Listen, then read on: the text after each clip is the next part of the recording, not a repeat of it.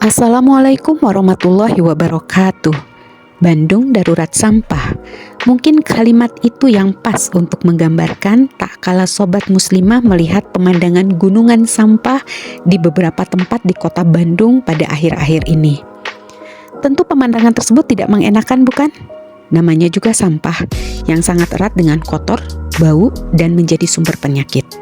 Ternyata sobat muslimah, sampai saat ini ada 33 TPS dari 55 TPS di kota Bandung telah over capacity. Belum lagi di TPA Sarimukti terlihat antrian truk pengangkut sampah mengular panjang, kondisi jalan yang rusak, dan gunungan sampah yang belum diratakan karena alat beratnya rusak, membuat antrian truk semakin lama. Sebenarnya sobat muslimah, jika kita cermati, masalah sampah ini adalah masalah klasik yang terus berulang dan pemerintah telah berupaya untuk menanganinya.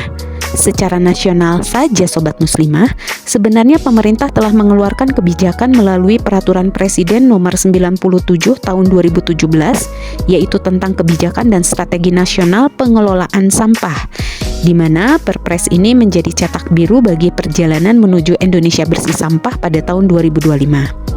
Target besarnya yaitu dilakukan pengurangan sampah sampai 30% dan melakukan pengelolaan 70% sampah pada tahun 2015.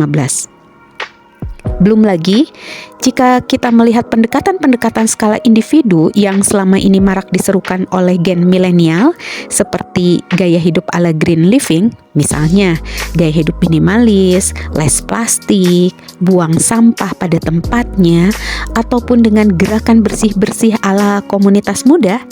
Namun lagi-lagi seruannya tersebut tidak sanggup menyelesaikan banyaknya sampah yang dihasilkan individu per individu, terlebih lagi sampah yang dihasilkan oleh korporasi.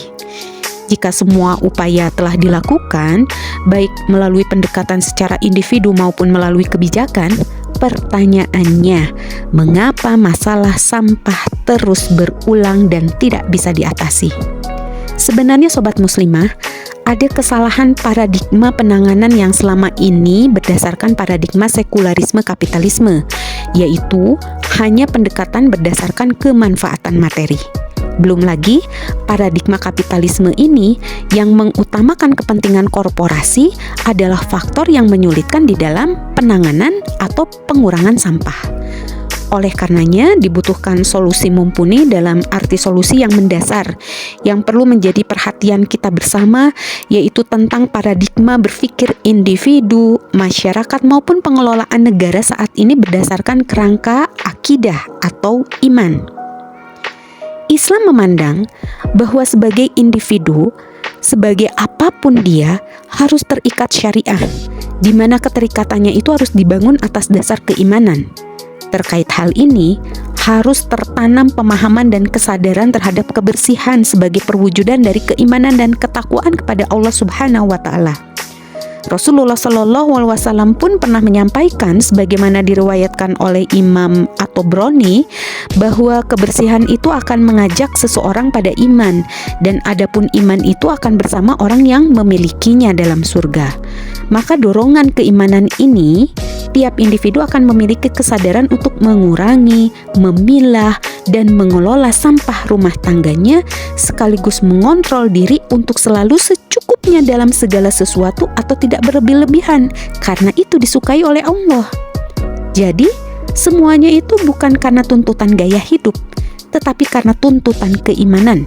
Hal inilah yang akan lebih kuat pengaruhnya, yang tidak akan berubah karena tuntutan apapun termasuk tuntutan materi. Sebagai masyarakat, Islam juga mendorong upaya berjamaah dalam menjaga kebersihan. Sebagaimana hadis Rasulullah Shallallahu Alaihi Wasallam yang diriwayatkan oleh At-Tirmizi, sesungguhnya Allah Ta'ala itu baik dan menyukai kebajikan, bersih, menyukai kebersihan, mulia, menyukai kemuliaan, bagus, menyukai kebagusan. Oleh sebab itu, bersihkanlah lingkunganmu. Sehingga dari sini, masyarakat akan didorong untuk bekerja sama di dalam menjaga kebersihan, termasuk dalam mengurangi dan mengelola sampah.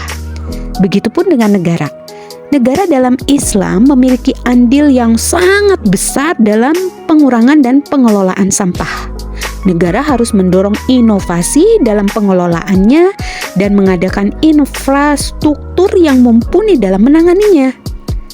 Sejarah kekhilafan Islam telah mencatat pengelolaan sampah dimulai sejak abad 9 sampai 10 Masehi.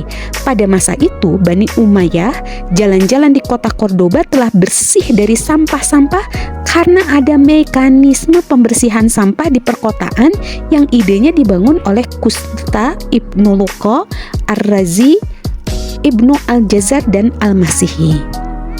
Terkait aturan untuk mengurangi dan mengelola sampah, maka negara harus tegas kepada sesiapa yang melanggar peraturan, termasuk korporasi sekalipun. Jika melanggar, ya mereka harus ditindak.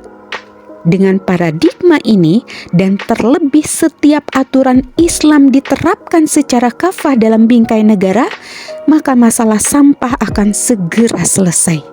Akhir kata, Bandung darurat sampah, no way, Islam solusinya.